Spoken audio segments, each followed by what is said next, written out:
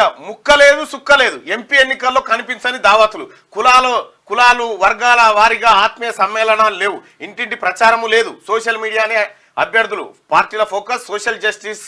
దేశ భద్రత లాంటి విధానపరమైన అంశాలపైన చర్చ కార్నర్ మీటింగ్లు బహిరంగ సభలతో సరి లోక్సభ ఎన్నికల్లో సగానికి సగం తగ్గనున్న ఖర్చు సమాజానికి మంచిదంటున్న ప్రజాస్వామికవాదులు అంటూ ఎవడు సుక్క పోసేటోడు లేడు ముక్కించేటోడు లేడు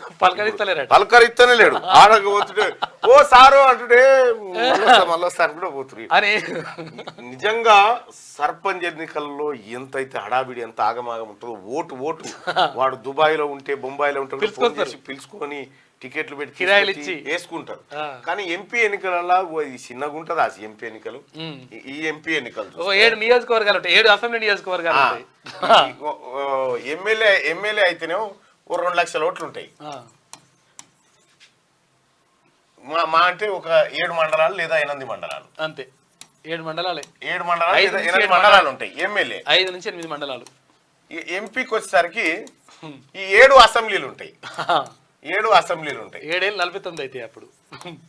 7 అసెంబ్లీలు ఉంటాయి ఇదే ఇట్లా అంటే ఇక ఇప్పుడు మనం పోటీ చేస్తున్న ఎమ్మెల్సీ ఇప్పుడు వరంగల్ నల్గొండ ఖమ్మం పట్టభద్రుల ఎమ్మెల్సీ ఇవి 34 అసెంబ్లీలు 7 మంత్రులు 5 ఎంపీలు పార్లమెంట్ 5 ఎంపీలు లోక్సభ స్థానాలు 5 ఎంపీలు 7 మంత్రులు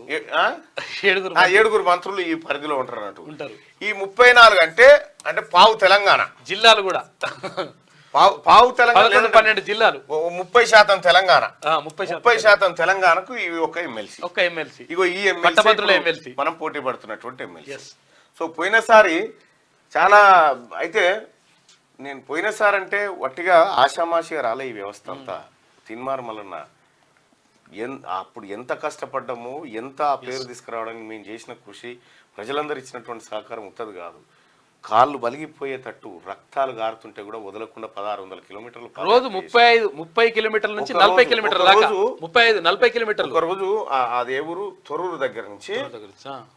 దంతాలపల్లి తొర్రూరు దగ్గర నుంచి వీడికి పాలకుర్తికి 42 కిలోమీటర్లు నడిచి 42 కిలోమీటర్లు ఒక్కటే రోజు 42 కిలోమీటర్లు అంటే మామూలుగా నడక అంటే అట్లా నడిచి అట్లా చేసి ప్రజల్ని మెప్పించి ఒప్పించి అదో పెద్ద వ్యవస్థలాగా తయారు చేస్తే ఇవాళ మనం క్యాండిడేట్ అయినాం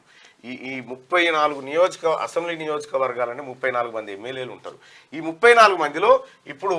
32 కాంగ్రెస్ ఉన్నాయి అంతే 2 ఏమో బీఆర్ఎస్ ఉన్నాయి అయితే అప్పుడు మనకి ఈ బలం లేకుండే అంటే అప్పుడు కాంగ్రెస్ పార్టీ లేదు కాంగ్రెస్ పార్టీ సపరేట్గా పోటీ చేసిండే సో ఇప్పుడు మనం పోటీ చేస్తా ఉన్నాం ఆ తర్వాత కాంగ్రెస్ పార్టీ ఉంది ఆ తర్వాత ఇందులోనే సిపిఐ కూడా ఉంది ఒకటి సిపిఐ ఉంది సిపిఎం కూడా వాళ్ళు కూడా మద్దతు ఇస్తున్నారు సిపిఎం కూడా అలాగే టీజేఎస్ కూడా Telangana Janasamithi all India forward bloc already చెప్పేసింది మేము అభ్యర్థిని పెట్టట్లేదు మళ్ళీ కోసం అని చెప్పి ఇవన్నీ కొంచెం కలిసి వచ్చినటువంటి అవకాశాలు అంశాలు ప్రజా సంఘాలు అట్లా అని చెప్పి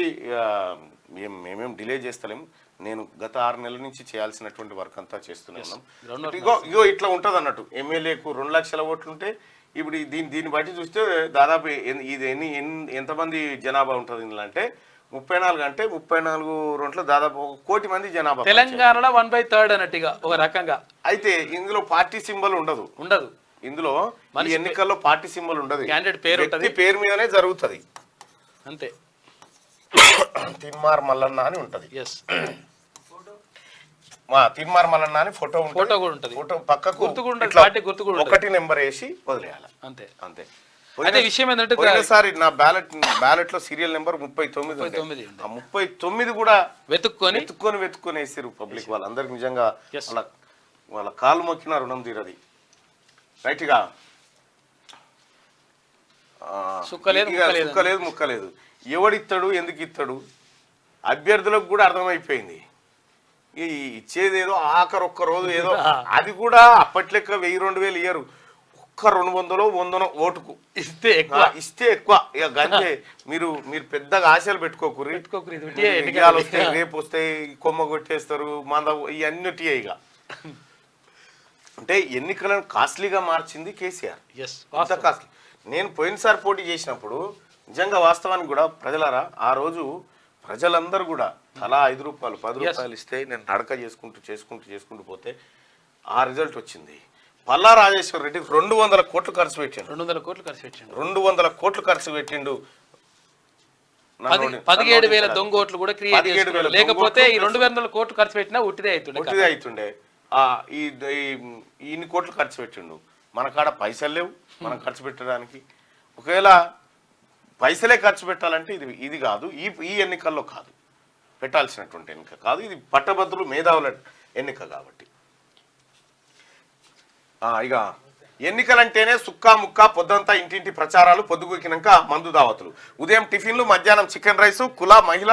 యువజన తదితర సంఘాలతో మీటింగ్లు, గుళ్ళు మసీదులు చర్చిలు కమ్యూనిటీ భవనాలు ఫంక్షనాలకు లక్షల్లో చందాలు, గోడ దూకి వచ్చే నేతలకు పరపతిని బట్టి పైసలు, పోలింగ్ ముందు రోజు ఓటుకింత లెక్కగట్టి ఇచ్చే నోట్లు. గత 10 ఏళ్లుగా రాష్ట్రంలో ఎన్నికలంటే దాదాపు ఇట్లనే ఉండేవి. క్యాండిడేట్ను ప్రకటించింది మొదలు ఓటరు ఈవీఎం మీద నొక్కేదాకా కోట్లు ఖర్చయ్యాయి. గత లోక్సభ ఎన్నికలతో పాటు మొన్నటి అసెంబ్లీ ఎన్నికల్లోనూ ప్రధాన పార్టీల అభ్యర్థుల సరాసరి ఖర్చు 100 కోట్లు దాటిన పరిస్థితి ఉండేది. కేసీఆర్ హయాంలో ఎన్నికలు కాస్ట్లీ.